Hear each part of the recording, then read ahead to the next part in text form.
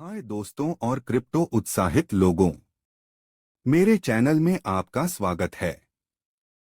इस वीडियो में मैं आपको वेब 3 और क्रिप्टो एयरड्रॉप के बारे में सभी विवरण पूरी तरह से दूंगा। आइए शुरू करें बेसिक्स के साथ। वेब 3 और टॉप ट्रेंडिंग टॉपिक्स क्या हैं? इसका महत्व क्या है और यह क्रिप्टोकरेंसी और ब्लॉकचेन तकनीक से कैसे संबंधित है? फिर हम क्रिप्टो एयरड्रॉप में गहराई से उतरेंगे। वे क्या हैं? वे कैसे काम करते हैं और आप निःशुल्क टोकन और सिक्कों कमाने के लिए उनका फायदा कैसे उठा सकते हैं। लेकिन यह सब कुछ नहीं है। मैं आपके साथ सबसे अच्छे एयरड्रॉप खोजने, उनमें सुरक्षित रूप से भाग लेने और अपने इनाम से सबसे अधिक लाभ उठाने के कुछ टिप्स और ट्रिक भी साझा करूंगा। तो चाहे आप एक अनुभवी क्रिप्टो निवेशक हो या फिर अभी शुरुआत कर रहे हों, यह वीडियो आपके लिए है। अंत तक देखना सुनिश्चित करें।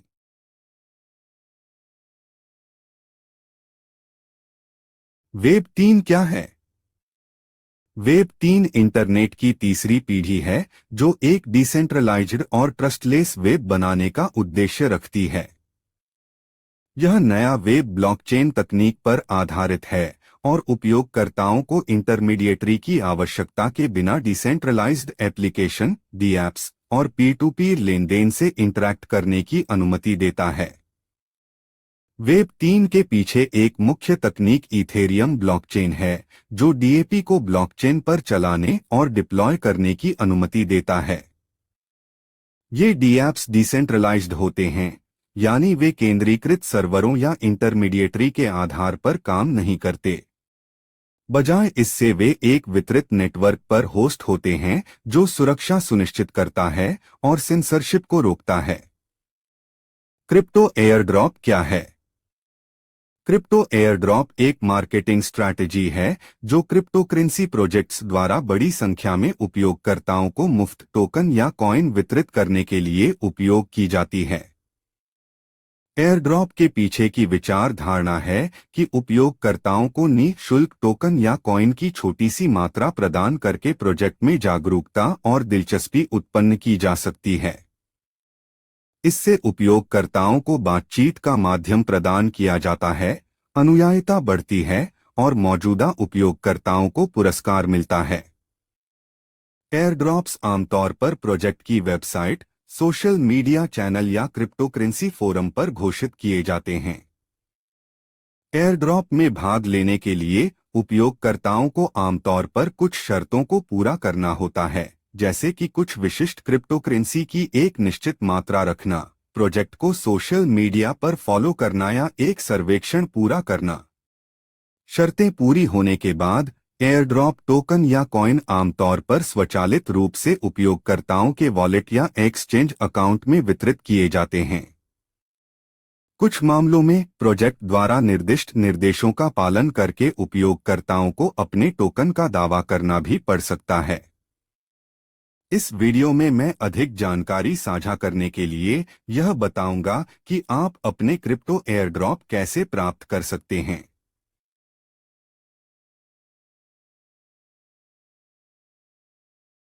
वेब 2 और वेब 3 के बीच का मुख्य अंतर। वेब 2 और वेब 3 के बीच का मुख्य अंतर डिसेंट्रलाइजेशन और उपयोगकर्ता के डेटा और एप्लीकेशन पर नियंत्रण की स्तर होता है। वर्तमान इंटरनेट वेब 2 सेंट्रलाइज्ड सर्वरों पर आधारित है और उपयोगकर्ताओं को एप्लीकेशन और सेवाओं तक पहुंच और उनसे बातचीत करने के लिए वितरकों पर भरोसा करना पड़ता है। यह सेंट्रलाइजेशन डेटा ब्रीच, सेंसरशिप और व्यक्तिगत डेटा पर नियंत्रण की कमी जैसी कई समस्याओं को पैदा करता है। विपरीत रूप से वेब 3 ब्लॉकचेन तकनीक पर आधारित है और उपयोगकर्ताओं को अधिक निजता और डेटा नियंत्रण प्रदान करने के लिए डिसेंट्रलाइजेशन का लक्ष्य होता है। इस नए वेब में एप्लीकेशन और डेटा सेंट्रलाइज्ड सर्वरों की जगह वितरित कंप्यूटरों पर होते हैं और उपयोगकर्ता उनसे बिना वितरकों की आवश्यकता के बातचीत कर सकते हैं। वेब 3 एक डिसेंट्रलाइज्ड एप्लीकेशन, डीएप्स के निर्माण की अनुमति भी देता है, जो किसी भी केंद्रीय अधिकार के अधीन नहीं होते हैं और ब्लॉकचेन पर चलते हैं। यह वितरकों की आवश्यकता को खत्म करता है और उपयोगकर्ताओं के लिए अधिक निर्देशिका, सुरक्षा और निजता प्रदान करता है। एक अंतिम महत्वपूर्ण बात, वेब 3 एक डिसेंट्रलाइज्ड और उपयोगकर्ता नियंत्रित इंटरनेट की ओर एक स्थायी बदलाव का प्रतिनिधित्व करता है, जबकि वेब 2 सेंट्रलाइज्ड सर्वरों पर आधारित है और उपयोगकर्ताओं को एप्लीकेशन और सेवाओं तक पहुंच और उनसे बातचीत करने के लिए वितरकों पर भरोसा करना पड़ता है। इसलिए वेब 3 एक उद्देश्य प्राधान इंटरनेट है जो उपयोगकर्ताओं को बेहतर नियंत्रण, सुरक्षा और निजता प्रदान करता है, जबकि वेब 2 एक केंद्रीयकृत संरचना है जिसमें उपयोगकर्ताओं को अंतर्वर्ती के आश्रय पर भरोसा करना पड़ता है।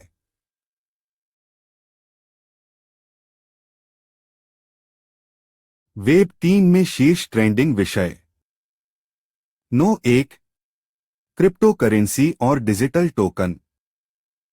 No 2 NFTs, non fungible tokens. No 3, decentralised finance, DeFi. No 4, decentralised apps, dApps. No 5, decentralised autonomous organisations, DAOs. 6, web 3 gaming.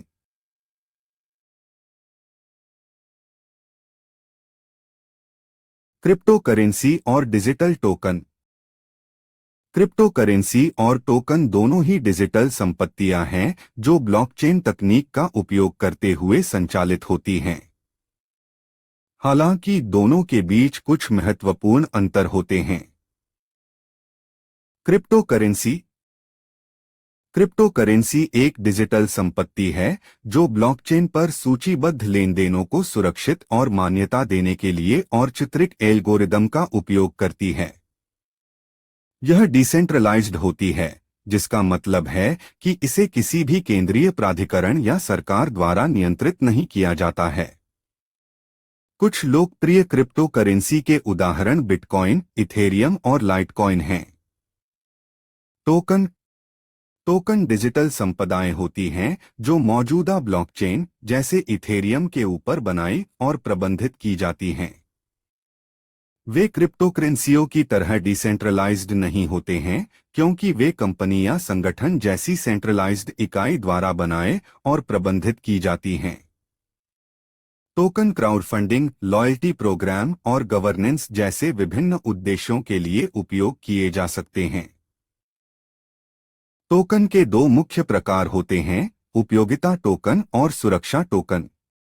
उपयोगिता टोकन कंपनी द्वारा उपलब्ध किए जाने वाले किसी उत्पाद या सेवा तक पहुंच या खरीद करने के लिए उपयोग किए जाते हैं, जबकि सुरक्षा टोकन कंपनी या संगठन में स्वामित्व को दर्शाते हुए नियामक आवश्यकताओं के अधीन होते हैं। समग्र रूप से क्रिप्टोकरेंसियों और टोकन दोनों ही सुरक्षित और डिसेंट्रलाइज्ड लेनदेन प्रदान करने के लिए ब्लॉकचेन तकनीक का उपयोग करते हैं, लेकिन उनके अलग अलग उद्देश्य और उपयोग होते हैं। क्रिप्टोकरेंसियों का प्राथमिक उपयोग मूल्य संग्रहण और मध्यम के रूप में होता है, जबकि टोकन क्राउडफंडिंग और गवर्नेंस जैसे विभिन्न उद्देश्यों के लिए उपयोग किए जा सकते हैं।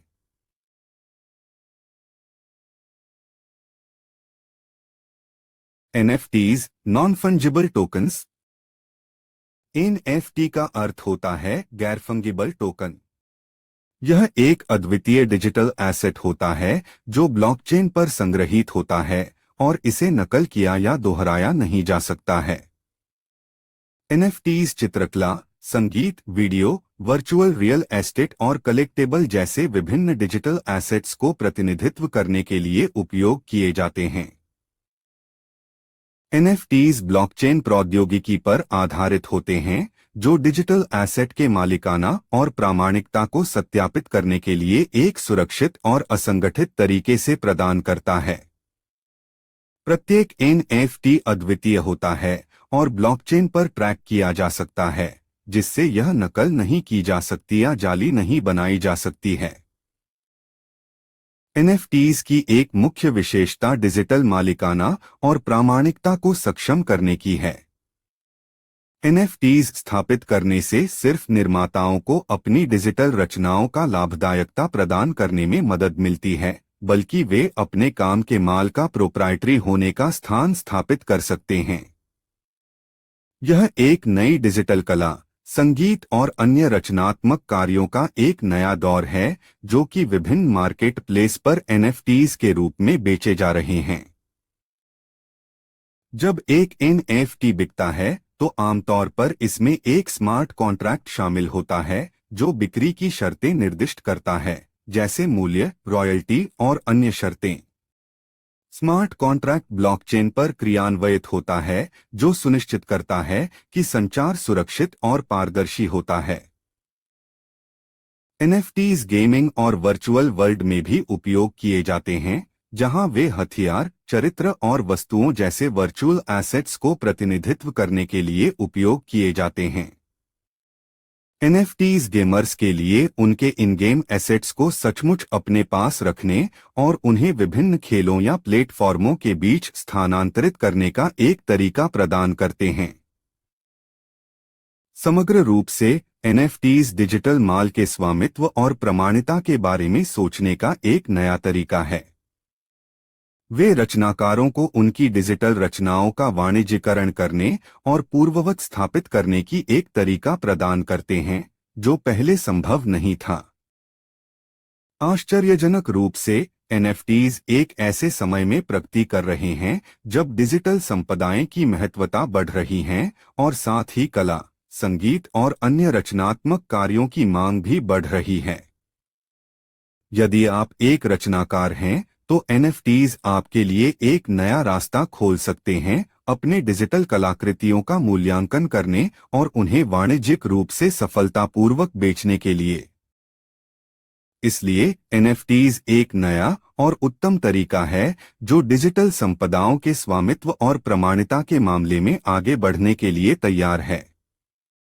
इसके साथ ही वे रचनाकारों को उनकी डिजिटल रचनाओं का मूल्यांकन करने और उन्हें वाणिज्यिक रूप से सफलतापूर्वक बेचने के लिए एक नया मार्ग प्रदान करते हैं। अधिकतर ऑनलाइन मार्केटप्लेस जैसे ओपनसी, निफ्टी गेटवे और सुपर रेयर जैसे स्थानों पर एनएफटीज बेचे जाते हैं।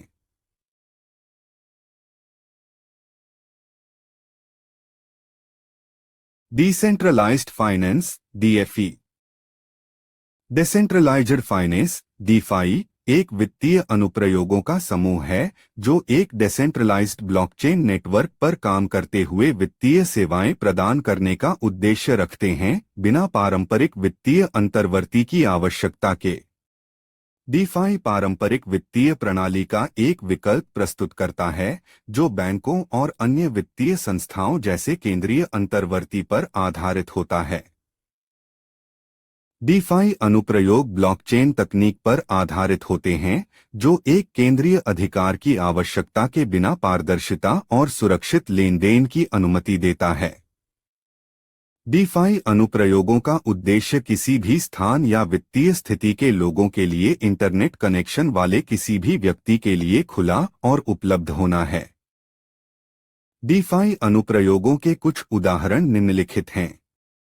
डिसेंट्रलाइज्ड एक्सचेंज डेक्स उपयोगकर्ताओं को एक्सचेंज जैसे केंद्रीय अंतर्वर्ती की आवश्यकता के बिना क्रिप्टोकरेंसी विनिमय करने की अनुमति देते हैं।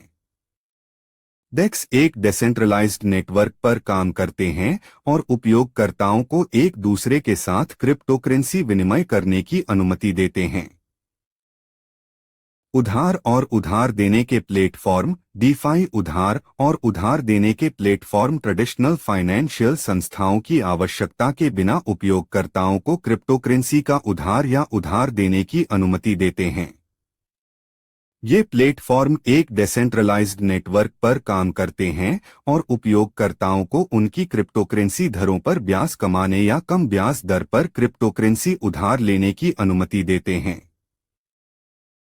स्थिर सिक्के वे क्रिप्टोकरेंसी होते हैं जो एक विशिष्ट संपत्ति जैसे अमेरिकी डॉलर के साथ एक स्थिर मूल्य बनाए रखने के लिए डिजाइन किए गए होते हैं। स्थिर सिक्के डीफाई एप्लीकेशंस में मूल्य रखने के लिए और विनिमय के माध्यम से उपयोग होते हैं। बीमा प्लेटफॉर्म डीफाई बीमा प्लेटफॉर्म उन उपयोगकर्ताओं के लिए वित्तीय हानियों के खिलाफ कवरेज प्रदान करते हैं जो डीफाई एप्लीकेशंस में भाग लेते हैं। ये प्लेटफॉर्म एक डिसेंट्रलाइज्ड नेटवर्क पर काम करते हैं और उपयोगकर्ताओं को अपने निवेशों को बाजार के तनाव और अन्य जोखिमों से सुरक्षित करने की अनुमति देते हैं। समग्रतः डीफाई ब्लॉकचेन उद्योग में एक बढ़ती धारणा है, जिसमें कई नए एप्लीकेशंस और उपयोग मामले समय समय पर उभरते रहते हैं। डीफाई ट्रेडिशनल फाइनेंशियल संस्थाओं के विकल्प का प्रस्ताव करता है और वित्तीय सेवाओं को सभी के लिए अधिक सुलभ और समावेशी बनाने की संभावना है।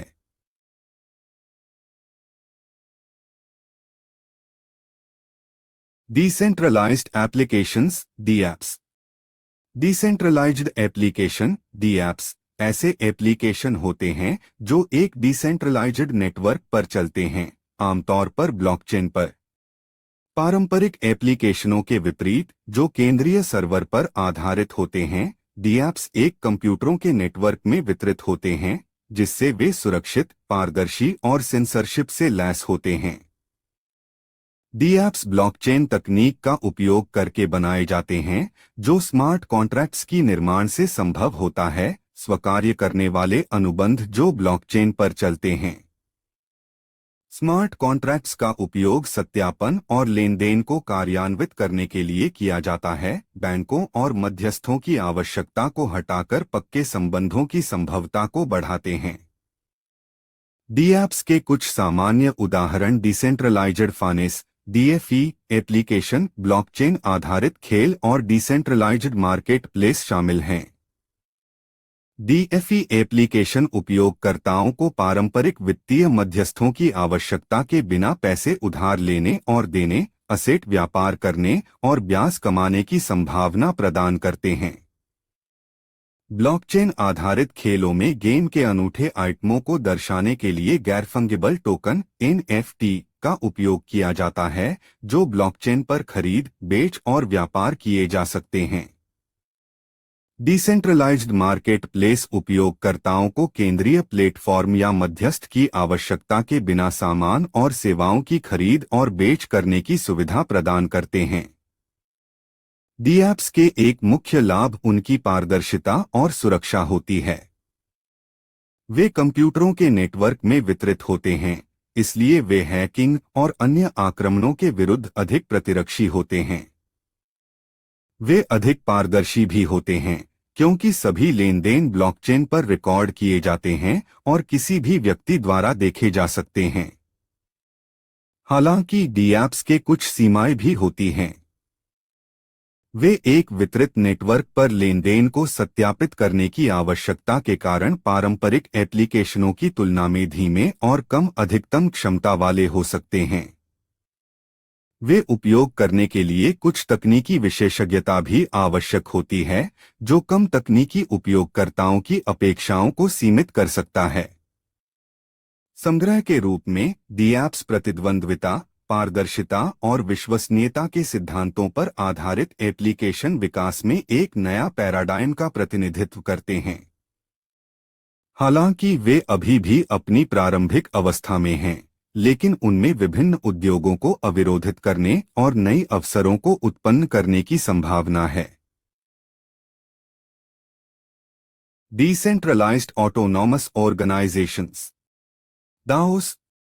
डिसेंट्रलाइज्ड ऑटोनोमस ऑर्गेनाइजेशन डीएओ वे संगठन होते हैं जो ब्लॉकचेन पर स्मार्ट कॉन्ट्रैक्ट द्वारा नियंत्रित होते हैं और किसी भी केंद्रीय अधिकार के अभाव या व्यक्तियों के समूह द्वारा नियंत्रित नहीं होते हैं।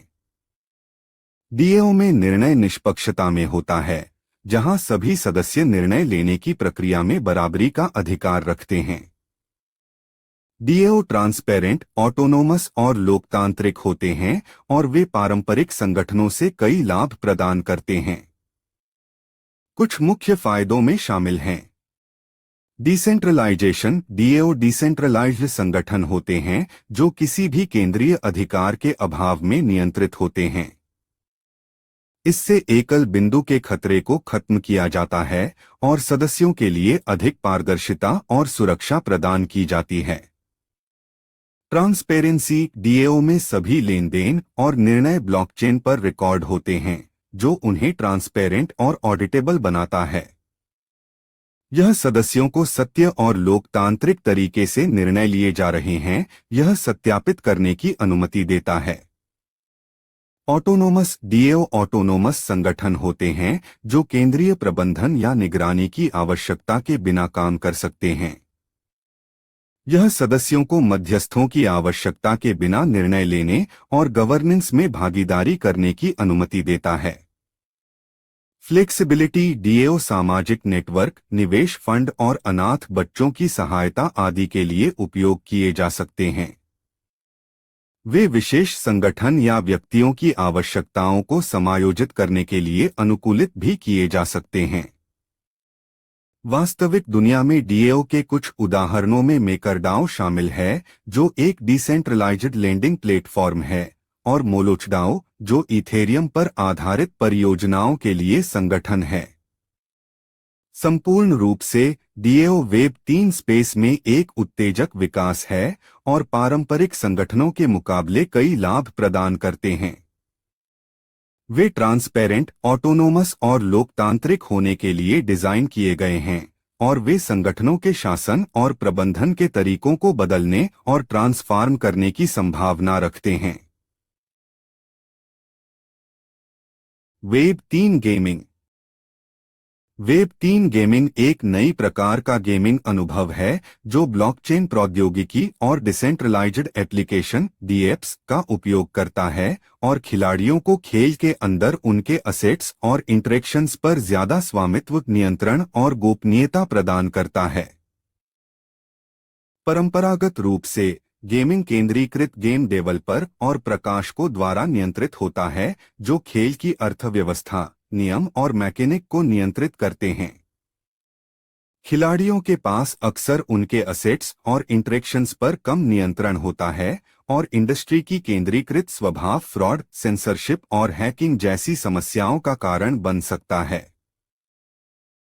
वेब 3 गेमिंग इसे बदलने का उद्देश्य रखता है, जो ब्लॉकचेन प्रौद्योगिकी का उपयोग करते हुए डिसेंट्रलाइज्ड और ट्रस्टलेस स्वभाव का लाभ उठाता है और एक अधिक निष्पक्ष, पारदर्शी और सुरक्षित गेमिंग। वेब 3 गेमिंग के मुख्य लाभों में गैर-फंगिबल टोकन (एनएफटी) का उपयोग शामिल है, जो एक ब्लॉकचेन पर संग्रहीत अद्वितीय डिजिटल असेट होते हैं जिन्हें पुनः बनाया नहीं जा सकता है। एनएफटी खिलाड़ियों के लिए असेट्स जैसे हथियार, कवच या चरित्रों को प्रतिनिधित्व करने के लिए उपयोग किए जा सकते हैं और डिसेंट्रलाइज्ड मार्केट प्लेस पर खरीदे, बेचे या विनिमय किए जा सकते हैं।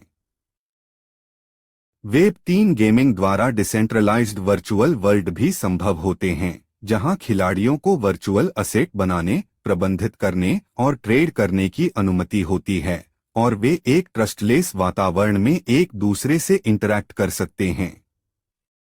ये वर्चुअल वर्ल्ड स्मार्ट कॉन्ट्रैक्ट्स द्वारा ब्लॉकचेन पर शासित होते हैं, जो खेल के नियम पारदर्शी और निष्पक्ष होने का सुनिश्चित करते हैं। कुल मिलाकर वेब 3 गेमिंग इंडस्ट्री में एक महत्वपूर्ण बदलाव का प्रतिनिधित्व करता है, एक डिसेंट्रलाइज्ड और खिलाड़ी केंद्रित मॉडल की ओर। इससे खिलाड़ियों को अपने खेल के असेट्स और इंटरैक्शन पर अधिक नियंत्रण मिलता है और गेम डेवलपर्स को नवीनतम डिसेंट्रलाइज्ड गेमिंग अनुभवों को बनाने के लिए नई संभावनाएं पैदा होती हैं। कैसे मुफ्त क्रिप्टो टोकन, क्रिप्टो एयरड्रॉप प्राप्त करें? क्रिप्टो एयरड्रॉप एक मार्केटिंग रणनीति है जो क्रिप्टोकरेंसी प्रोजेक्ट्स द्वारा उत्पन्न हुए टोकन के वितरण और संभावित उपयोगकर्ताओं को जागरूक करने के लिए प्रयोग की जाती है।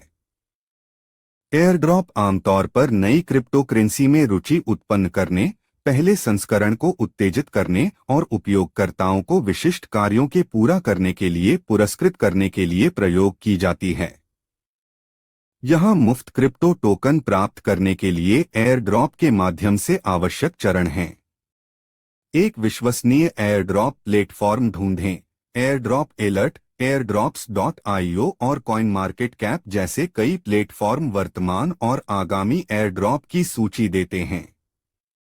एक विश्वसनीय प्लेटफॉर्म का चयन करने के लिए अपना शोध करें।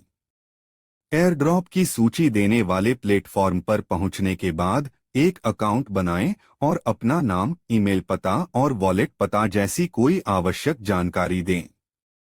एयरड्रॉप के लिए योग्य होने के लिए आपको आमतौर पर कुछ कार्य पूरा करने की आवश्यकता होगी, जैसे कि सोशल मीडिया पर प्रोजेक्ट के फॉलो करना, टेलीग्राम ग्रुप में शामिल होना या सोशल मीडिया पर पोस्ट शेयर करना। निर्देशों को ध्यान से पढ़ें और आवश्यक सभी चरणों का पालन करें। कुछ एयरड्रॉप आपसे सरकार द्वारा जारी की गई आईडी प्रदान करके या एक नॉलेज योर कस्टमर KYC प्रक्रिया पूरी करके अपनी पहचान सत्यापित करने की आवश्यकता हो सकती है। यह धोखाधड़ी को रोकने और केवल विश्वसनीय उपयोगकर्ताओं को टोकन मिलने के लिए सुनिश्चित करने के लिए किया जाता है। अपने टोकन प्राप्त करें। जब आप सभी आवश्यक चरण पूरा कर लें और एयरड्रॉप के लिए मंजूरी प्राप्त हो जाए, तो टोकन आपके वॉलेट पते पर भेजे जाएंगे। वेब 3 और क्रिप्टो एयरड्रॉप्स के बारे में इस विस्तृत वीडियो को देखने के लिए धन्यवाद। मुझे आशा है कि आपको यह जानकारी पूर्ण और मूल्यवान लगी होगी। अगर आपके पास कोई सवाल या टिप्पणी है तो कृपया नीचे टिप्पणी छोड़ें और मैं उन्हें जवाब देने की पूरी कोशिश करूंगा।